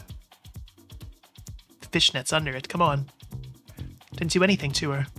Cecilia coolly drank her champagne with a smile. You know that's Samantha's favorite drink? Good for you to try it. Michelle, don't worry about it. You don't have to actually drink it. Here, I'll finish it for you. Sam. Too soft. Be easy on her, it's still a weeknight. Celia, when are the musicians starting? When do we all get on the dance floor? Ah, that's right. I have to get them ready. When I come back, you better find you girls on the dance floor. Later, loves. Hey, don't take whatever Cecilia said to heart. Well, she didn't say much of anything. Just her big sister way of showing her care. I didn't take it to heart. That's good. She's a friend of mine. I wouldn't want you to dislike her. I see. If you're tired, we can call it a night. It's alright. Sam, thanks for what you did earlier. Don't worry about it. Just hope you're not feeling down because of me. I wanted to say to Sam that it wasn't her fault. Before I could finish my thoughts, Cecilia was there again to interrupt me. Music had stopped playing and she appeared on the stage under a bright spotlight. Testing, 1, 2, 3. Is everyone having a fabulous night? The crowd roared in a cheer. Is that a cheer? You could be louder than that. Oh, I hate when people do that. Don't fall asleep now. We got special guests tonight to get your body moving. You're sitting at the tables, get your dancing shoes on, and get up on the dance floor. Let's welcome Sister Sisters. A group of musicians and dancers got up on the stage. People quickly crowded the platform. The bar that seemed half empty before quickly filled up. Those who were previously sitting at the tables were all out on the dance floor now. The drummer counted in, and the sound of heavy synthesizers and bass followed. The room was full of the sound of upbeat music. Looked at my watch, it was just after 11. If I left now, I could be home before midnight. I wasn't a dancer, I didn't like to drink. Now was a good time to excuse myself. Sam could enjoy the rest of the night the way she wanted. Never intended to stay with her as long as I did. Got up from the bar stool. Sam? Before you go, may I have this dance with you? Huh? Sam held on her hand. Sam said something but couldn't quite hear her words. Music was deafening. I could hardly talk without yelling. May I? What? Let's dance. I don't know how to dance. Can show you. I should go. I don't really know this song. Is that so? I love this song. Huh? I said I'm going. You'll go? Alright, let's hit the dance floor. Huh? Smooth. You hearing me properly? Sam's cheeks were flushed from the drinks, though there was a sense of clarity in her eyes. There was some frantic energy in her appearance. Sam held onto my wrists. Her hands were sweaty. Knees weak, palms are sweaty. No. Sam? She pulled me into the mob. What? The lights were strobing. People danced in every direction. Hands were in the air. Someone was laughing. Someone was screaming. It was being pushed by moving bodies from every direction. It was hot and tight in the disco. The plumes of smoke had gotten even thicker. I felt suffocated. It was as if for those people, tonight was all that mattered. There were no thoughts about the hangover nor the growing economic uncertainty in the city. Michelle is so uptight, oh my god. Here, liquor flowed endlessly. Money came easy, and Hong Kong will always be the same. Sam danced to the rhythm of the music.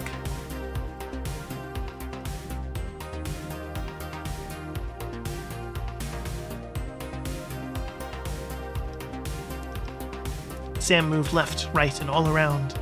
Her body moved freely without regard to the movements of others around her. She stood out from everyone in the crowd. I couldn't do anything except follow her with my eyes. It was vivacious. The music continued, one song after another. She continued dancing to the music. As I stood watching her, I realized that Sam was in a world I did not know and did not associate with.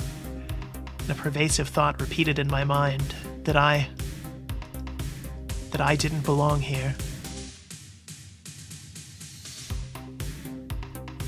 Michelle, are you alright? Sam stopped dancing. She held my wrist with her hand. I was the one who brought you here. You must be tired. Sorry if this wasn't something you enjoyed. Would you like to go now? It's not that. It's... You know, a place like this is where I feel my most self. It's like this messy, chaotic, confusing, but I feel free in this kind of space. It's a place where people come to have fun and not think about their troubles for the day. People don't really judge you here. You can put aside money and status and dance the night away. You don't have to feel ashamed or hide who you are in this place. Put whatever outfit and feel comfortable with yourself. It's that special kind of place to me. She had a smile on her face, though she seemed to say things to me from a distant place. This long pause between us. For some reason, I couldn't put together the words to answer her right away. I wanted to say something. I didn't want her to misunderstand me.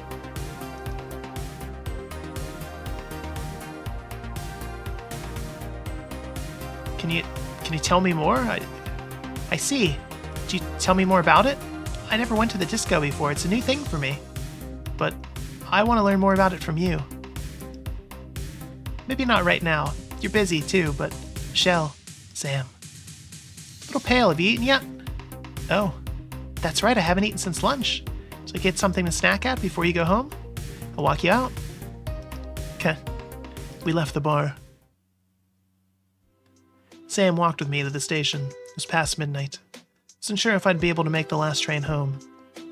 Think you look nice in your shoes. Glad you're able to get them fixed. Thank you. I like the shoes you have on, too. Look good with your outfit. Thanks. I observed the night scenery around me. Something about being out on the lively streets at night that made you feel awake and alert. The eccentric energy from the bright city lights radiated onto the people that it shined on. The neighborhood I lived was much quieter by this time, but certainly not compared to in liveliness. It was a warm summer night, but the night air felt much more refreshing compared to earlier. The night wind felt cool. It was far easier to breathe without the heavy cigarette fumes found inside the disco. It felt more relaxed. I glanced at Sam. She walked with a slow step. She was quiet. I guess she was feeling a little down. I didn't mean to spoil her evening. But I shouldn't have kept myself out for her sake, I thought. Still a work day tomorrow. I couldn't stay out all night. I told Sam that she didn't need to accompany me to the station if she wanted to stay in the disco longer. She insisted on seeing me out. It wasn't far. It only took a few minutes to walk to one of the entrances. Just across from the entrance, there were several hawker stands still serving hot meals well into the night. Sam pointed one out to me. Ah, curry fish balls at that stand are the best. Really? The line for it speaks for itself. I can't believe it at this hour. Would you like to try it before we head into the station? I don't know. It's late now. I understand if you have to go. I've already kept you long enough. Sam was strange. I thought she had a persistent and pushy personality, but ever since we left the disco, she acted demure. Had I acted that coldly towards her to have dampened her mood this much? I didn't intend to be dismissive of her. If they're really that good, I'll try it.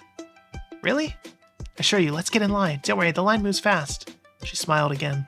All right. I don't know why. I felt shy seeing her smile. Getting curry fish balls of all things. Sounds pretty good. Looks pretty good too. I could go for some of all of that. The popular fishball stand looked like any other. Stainless steel cart carried all the ingredients and supplies the owners needed to cook and conduct their business. They worked seamlessly in tandem, collecting payment and preparing one order after the next. It didn't take long for us to be next in line. Flavorful smells wafted into our nostrils.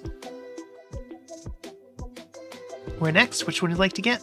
Which one's good, spicy or non-spicy?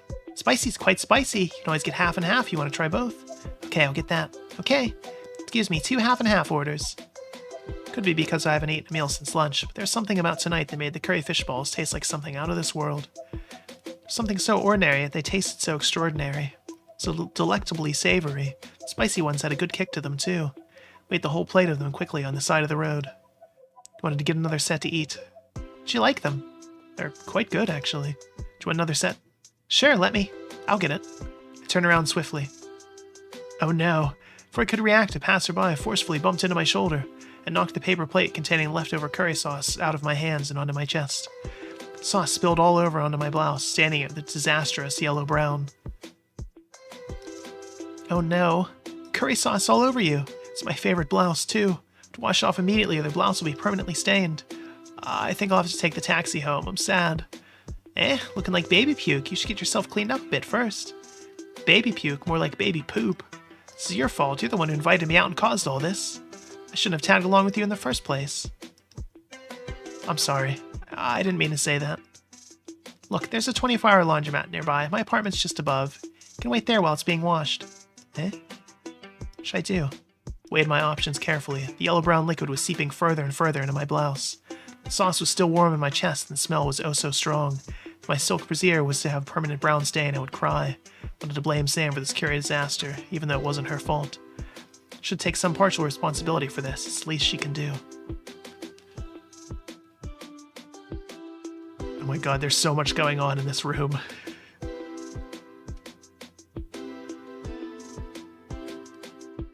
Just taking it all in. Very cramped little Hong Kong apartment.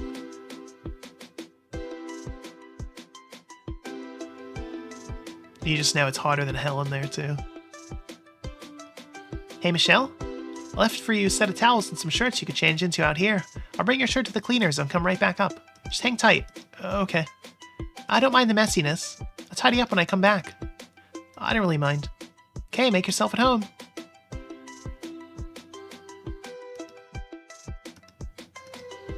I had Sam take my stained blouse and undershirt to the cleaners. While she was gone, I changed into one of her shirts. It was an odd turn of events. I was quite embarrassed, but at least I didn't have to go around in public smiling like a fishball stand any longer. Another inconvenient thing. What's going on with my luck these days? Right now, I'm stuck in Sam's house till my clothes are finished washing. So upset earlier. I know it wasn't Sam's fault. I'd have no one to blame except myself. Took a look at myself in the mirror. Sam gave me a white button-up shirt to wear for the time being. Saw her other clothes hanging in the open closet. Sam had quite the eclectic fashion sense. To be thankful she picked out a plain white blouse for me to wear. It appeared to be the most normal-looking thing she owned. Sizing was similar to my own blouse, but the fitting was loose. Shoulders were baggy on mine. Material was thin. I felt a draft. Things just keep happening when I'm around her, huh? Definitely missed the last train now. Between taking a taxi home covered in curry sauce or going to Sam's apartment to wash up, I chose the latter option. I want to at least limit the embarrassment to as few people as possible. The one leaving my soiled clothes for another day, getting rid of the stains, was a time-sensitive issue. Figured my mother wouldn't appreciate it if I turned on the washing machine this late at night. Luckily, there happened to be a 24-hour laundromat nearby. Sam's apartment was just above. The place was less than 200 meters from the station. Not a bad location, I have to say. She lived in a small studio apartment. Her small twin-sized bed was a few steps away from the kitchen that only had a portable gas stove and a microwave. It's a small refrigerator, of course. There's nothing else otherwise in the kitchen that would have indicated it was a place for gourmet cooking. They say the kitchen is the heart of the home. In Sam's case, it was quite the opposite. Our kitchen might have been nondescript. The many personal belongings that filled her den was where she showed her taste. It's not dissimilar to her video store, quite cluttered. It's all fashion magazines, books, tapes, and records stacked about it in disorderly fashion. On the contrary, she arranged her collection of photo books neatly. An old Leica camera stood out on her shelf. It appeared broken, however. Television sat on top of a VCR player, so saw that it was connected to a Laserdisc player, I guess for watching all her movies. Good old Laserdisc. So much personality in this small apartment. She made use of her balcony space as well and had some laundry hanging. Notice she kept houseplants by the window. They are ordinary potted plants, they appear to be wilting. Seem to say, "Please water me, I'm on the verge of death." Should heed their cries for mercy and water them. Borrow a cup. Found a cup in the kitchen cupboard. Their dishes were done and put away. Wondered if Sam lived alone. When I saw it, didn't appear anyone else was living with her. She didn't have a sofa. Would she have any other portable or notable pieces of furniture beside a bed and a low table? Is this a comfortable way to live? It'd be weird for me to sit down on her bed or kneel on the floor. I stood by the balcony door and curiously looked outside. It seemed like people were still going about their daily business on the street below. Let's get noisy at night here. It felt so strange to be here, standing around in someone else's clothes in someone's apartment. Hope Sam didn't mind too much about today. Michelle? I'm back. Ah. Oh, you're watering the plants. Thank you. Keep forgetting to water them. Look so pitiful. Please consider them sometimes. Haha. Yeah, they're still alive somehow. If you don't take care of them properly, sooner or later they'll wither and die. Okay. Blouse will be done in an hour. We can pick them up from the laundromat when they're done. Thank you so much. I've been a bother to you all night. It's gotten late now. It's no bother at all. It's my fault that things didn't go well today. No, it wasn't. I had a good time, really. Don't blame yourself. I see. I'm glad. Would you like to watch something on TV while waiting? I don't want to intrude too much. Don't worry, but I put on a record. Just take a seat and relax. Let me grab you something to drink. Oh, it's fine. I'm not thirsty. Coke? I have Coke. Tepid water is good. At least she didn't say Pepsi instead. That would have been a real deal breaker. The game would have just ended. Michelle would have been like, get out of my house. Just water? You don't need to be so reserved. Why don't I make some warm tea? Would that be alright? Sure, tea would be fine. Alright, I'll be right back. Sam put on a record and went over to the kitchen to make some tea. She had me sit on her bed while I waited. I saw from the cover jacket it was a Deanie Yip record. She's a popular singer and actress, but I never listened to this particular album before. Surprised when I saw Sam take out a vinyl record. Thought someone like Sam would have gotten a compact disc player by now. Listen to the music. It's a soft funk song. It was a Cantonese cover of an English song. Sighed softly, break my heart. Watched Sam boil water using a portable gas stove. Giggled a little bit. I suppose Sam is more old school than I thought. Sam with her back towards me made me feel a little lonesome. The water didn't take too long to boil. The little blue flame danced quietly to the music. Before long, the song had finished, and Sam came back with a set of teacups. She made oolong tea. Took a sip, it was warming. Didn't taste too bitter. Hope you don't mind the place. I know it's a little cramped. I've gotten around to sorting out some things. No, it's fine as it is. The place is close to the station. It's convenient, isn't it? It is. The song you played earlier. Could you play it again? I kind of like it. Of course, it's my favorite song. Really? Guess I'm showing my age. What do you mean? Disco's good fun. Part of me is stuck in the days of folk and funk. You know, years ago, Ruby used to be an old funk bar. It's never this flashy until Cecilia took over. I see. You two have known each other long. I suppose so. About earlier. I'm sorry. What for? I didn't mean to yell at you, or take away your evening with your friend. You didn't. I shouldn't have acted that way. Guess I was being selfish. Selfish? In what way? I don't know. Maybe you should be a little more selfish around me. Sam shifted herself closer to me on the bed. My leg suddenly cramped. I stood up quickly. I have a leg cramp. Sam laughed. I felt flushed. Sitting around all day, I needed to walk around a bit. My eyes turned towards the photo that Sam had displayed on her wall. She had quite an amount of photos on display. Looked through them slowly. What are you looking at? Your photos. Eh? I'm not allowed to look. Oh no, please. They're so embarrassing. Noticed Sam had a framed picture of herself from when she was in high school. She went to a notable Catholic girls' school. Surprised, I had university mates who went to the same school. Prim and proper and dainty ladies, not all similar to Sam. The Sam in the photo looked like a bright-eyed and bushy-tailed student. The smile was not much different from the way it is now. There was a playfulness in the expression.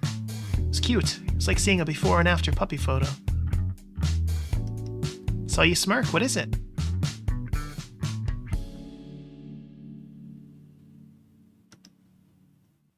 You still have the same smile after all these years. Eh?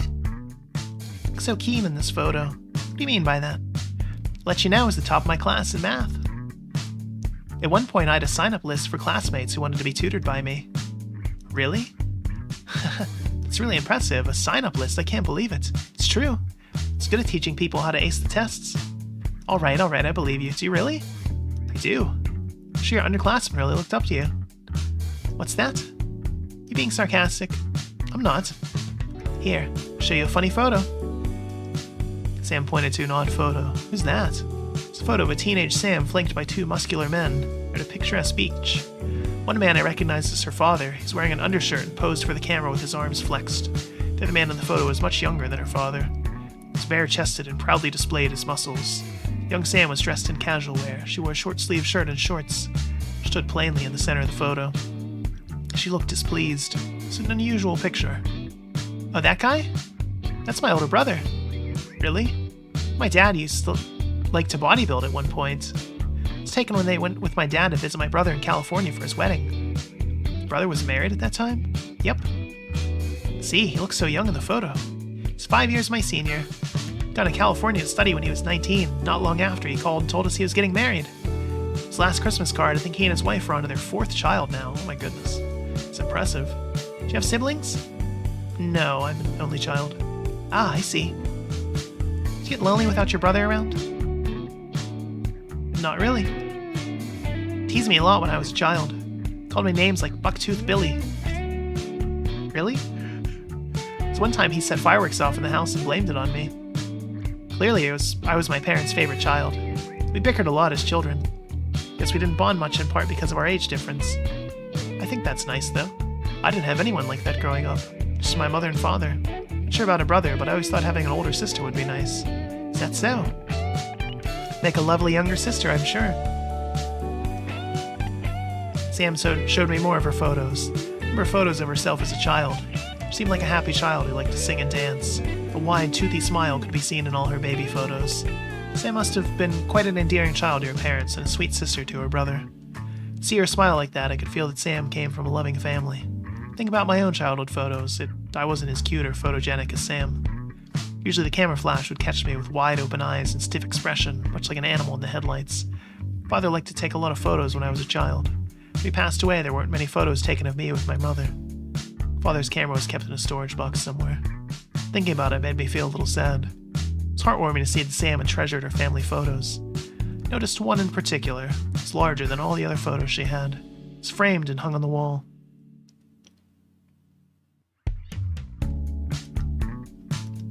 It's an old picture.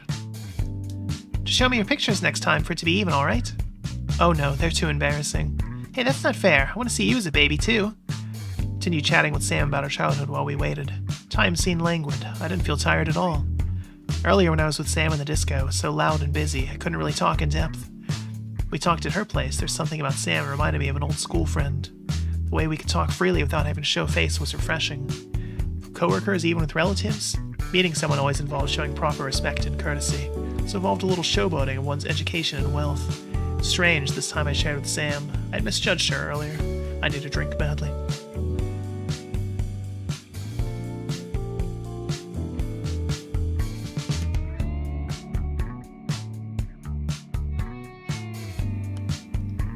Shouldn't let my prejudices inflame my judgment of another person's character.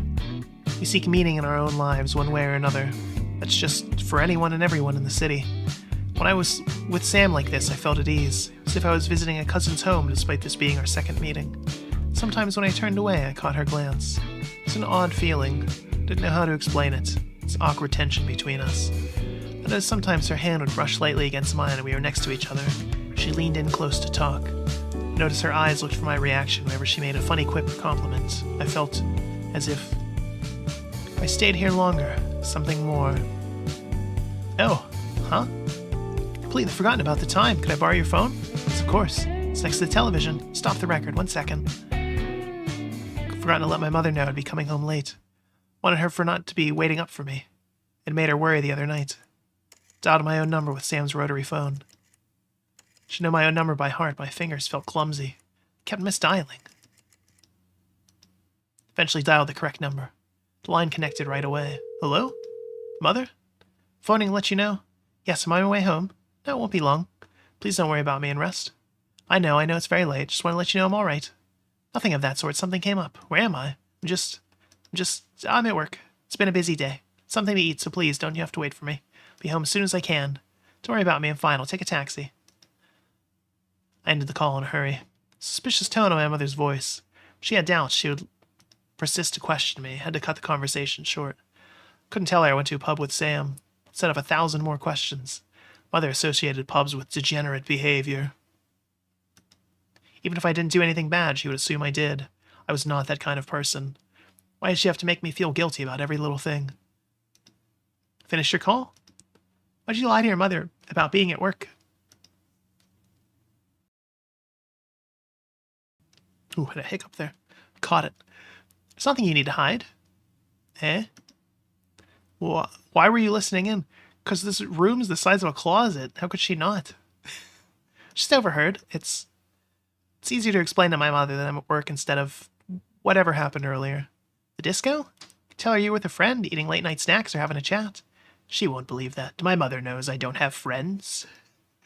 Mother's the traditional type. Anything past 10 p.m. is considered too late for her. Sure, I went to a disco. She jumped to the conclusion I was out doing something else. Really? Is it so wrong to be out late? It's not wrong. It's just, for my mother, she thinks it's not appropriate to be out late as a woman. Associates any nightlife with bad behavior. I wouldn't want her to misunderstand. I see.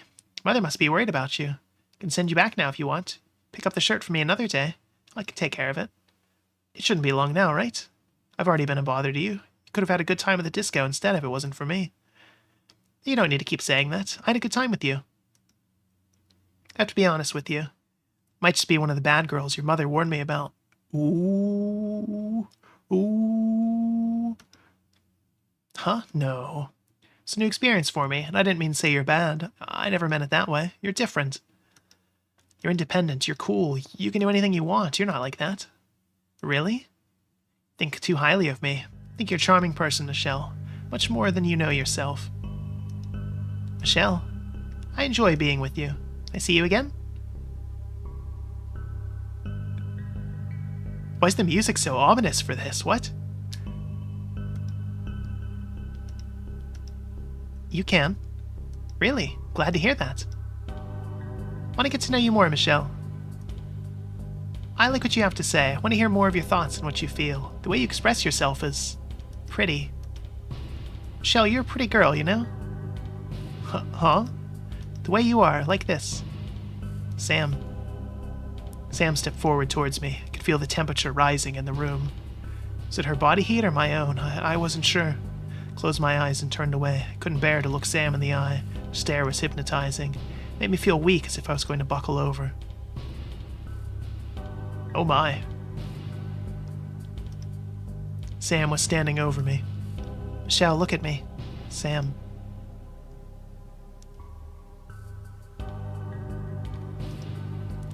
She leaned forward and pressed her lips on mine. In the warm light of the incandescent lamp, we shared a gentle, quiet kiss. I stood in a daze, my sensibilities were shocked. Never experienced something quite like this. I didn't know how to respond to her touch. Put my mental attention to anything that wasn't Sam's bodily contact. Muffled voices from above, the upstairs neighbors seemed to be talking on their balcony. I smelled something savory, delicious smells wafted in from the open window. Someone next door was about to have a midnight snack. Somewhere in the distance, a dog was barking. So lively at this hour, I thought. Even then, it was still enough I could hear the drip-drop of water from Sam's kitchen faucet. The sound of my own beating heart was loud in my ears. She smelled of sweet fragrance, of tequila sunrises. The balcony window that I leaned against felt cold. Her body leaned against mine was warm. Her lips were soft.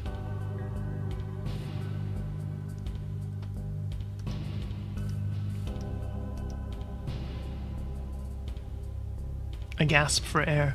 Forgotten how to breathe for an entire minute. You got like 2 more, though. You're good. Opened my eyes, the same studio apartment. I didn't fall asleep and dream. She was standing before me. She brushed her hair covering her face and looked into my eyes. Her touch was gentle and warm. I heard her whisper my name softly. It was a slow hesitation between us. I was at a loss for words. What was I supposed to feel? Everything was so sudden. Sam looked dreamy, almost wistful. She closed her eyes again. Sam, She put her hand around my waist. She leaned in again, her body pushed against mine. She pressed her lips against mine with more weight than last. I felt the pressure from her knee between my thighs. This was getting dangerous. I broke away from her kiss. Michelle, Sam, I have to go. Michelle!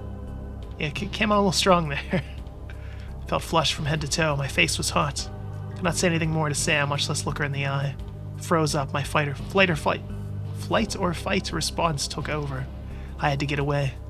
Pushed Sam aside and quickly gathered my belongings. Left her apartment in a hurry. There was no time to wait for the elevator. Walked down the fire exit. As soon as I was street level, I hailed a cab and took me home.